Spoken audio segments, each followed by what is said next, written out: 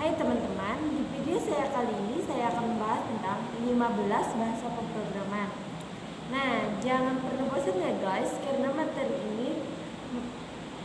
materi ini yang pastinya tentang teknologi informasi. Nah, sebelum saya membahas tentang 15 bahasa pemrograman, 15 bahasa pemrograman sebagai berikut. Yang pertama, bahasa pemrograman JavaScript. Nah, JavaScript merupakan salah satu bahasa pemrograman populer di internet. JavaScript dapat bekerja di sebagian besar browser populer yaitu Internet Explorer, Google Chrome, Mozilla Firefox, Opera, dan lain-lain. Kode-kode JavaScript dapat diarsipkan atau disisipkan di dalam halaman web menggunakan TypeScript. Umur bahasa pemrograman ini sebetulnya udah 20 tahunan. Dan dalam kurun waktu tersebut kini JavaScript menjadi bahasa pemrograman yang paling populer di dunia. Hampir semua website atau blog yang modern sekarang ini sudah menggunakan JavaScript. Karena dengan menggunakan JavaScript, website bisa menjadi interaktif dan dinamis. Yang berikutnya bahasa pemrograman Java. Bahasa pemrograman Java yaitu salah satu contoh bahasa pemrograman yang bisa dijalankan di berbagai komputer, PC atau laptop, termasuk handphone atau smartphone. Sebelum JavaScript menduduki peringkat pertama sebagai bahasa pemrograman paling populer, Java sudah lebih dulu berada pada posisi tersebut. Mengapa demikian? Karena kebanyakan aplikasi Android yang kita gunakan setiap hari dikembangkan menggunakan bahasa pemrograman Java. Java sendiri mengadopsi banyak kode-kode sintaks dari bahasa C dan C++. Yang berikutnya Python. Dikutip dari petanikode.com, Python merupakan salah satu bahasa pemrograman yang paling mudah dipelajari saat ini dibandingkan dengan bahasa pemrograman lainnya. Python sendiri ternyata sudah banyak digunakan oleh para developer untuk membuat berbagai macam program aplikasi, di antaranya website, Internet of Things atau OT, aplikasi hacking, aplikasi command line interpreter, Apple Mobile, aplikasi desktop, dan lain sebagainya. Bahasa pemrograman C. Menurut Wikipedia, C yaitu bahasa pemrograman berorientasi objek yang dikembangkan oleh perusahaan Microsoft sebagai bagian dari inisiatif kerangka Net Framework. C dibaca sebagai C#. Tanda pagar yang dipakai bukanlah merupakan tanda crash. Yang berikutnya bahasa pemrograman PHP. PHP atau Hypertext Preprocessor merupakan bahasa pemrograman yang digunakan dari sisi server. Bahasa pemrograman ini disisipkan ke dalam HTML. PHP sendiri banyak dipakai untuk membuat atau mengembangkan situs web yang dinamis, CMS atau Content Management System pun bisa dibuat menggunakan bahasa pemrograman PHP. WordPress, Blogger, OpenCart, dan yang lainnya terdapat kode-kode program PHP di dalamnya. Berikutnya bahasa pemrograman C.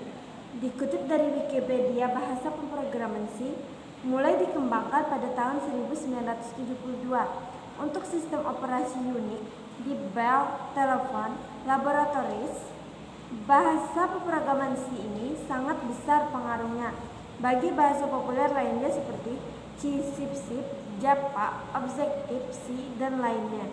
Bahasa pemrograman ini dibuat untuk memprogram sistem dan jaringan komputer, namun sering juga digunakan untuk mengembangkan software aplikasi berbagai jenis platform OS, arsitektur, komputer, bahkan beberapa kompiler yang populer telah tersedia.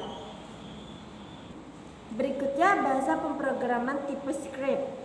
Menurut codepolitan.com, tipe script adalah bahasa pemrograman yang basisnya adalah JavaScript. Nah, dengan penambahan fitur strong-typing dan konsep pemrograman objektif atau OOP klasik, dilihat dari dokumentasinya, bahasa ini disebut sebagai superset dari JavaScript. Kesimpulannya, kode-kode JavaScript adalah kode-kode tipe script juga. Untuk mengembangkan aplikasi kompleks akan lebih mudah jika menggunakan tipe script karena bahasa ini menawarkan class, modul, dan interpretation. Berikutnya bahasa pemrograman Ruby. Ruby merupakan bahasa pemrograman yang dinamis, relatif, elegan, dan berbasis objek. Menurut situs Ruby.org, Ruby adalah sahabat terbaik programmer. Ruby bersifat open source, mudah dimengerti, dan produktif. Kode-kode Ruby cukup elegan, natural, mudah dibaca dan ditulis. Selanjutnya, bahasa pemrograman Swift. Swift yaitu bahasa pemrograman untuk mengembangkan iOS dan OS X yang dikembangkan oleh perusahaan Apple. Swift didesain untuk berdampingan dengan Objective-C dan menghindari program dari kode yang salah. Pertama kali dikenalkan oleh Apple pada acara tahunan WWDC 2014, dibangun dengan kompiler LLVM yang termasuk dalam Xcode. Selanjutnya, bahasa pemrograman Go. Bahasa pemrograman Go sering disebut juga Golang, yaitu bahasa pemrograman yang dibuat oleh perusahaan Google pada tahun 2009.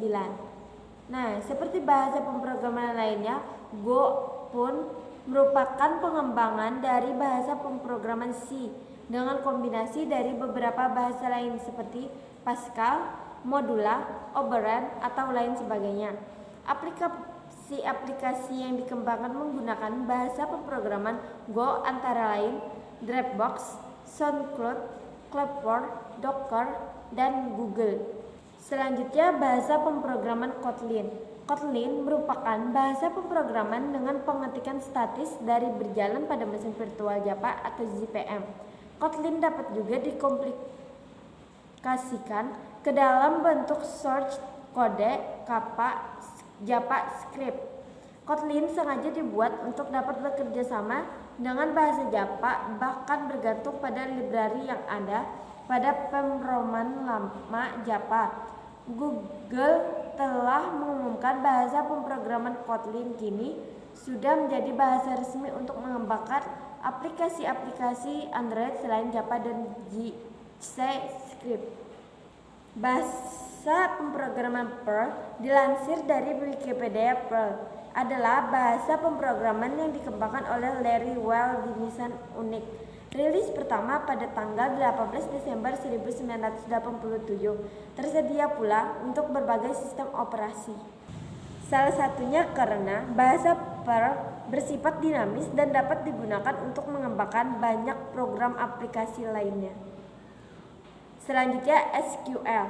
SQL atau Structured Query Language merupakan bahasa yang digunakan untuk mengakses data dalam database relasional. Bahasa ini merupakan bahasa standar yang digunakan dalam manajemen basis data.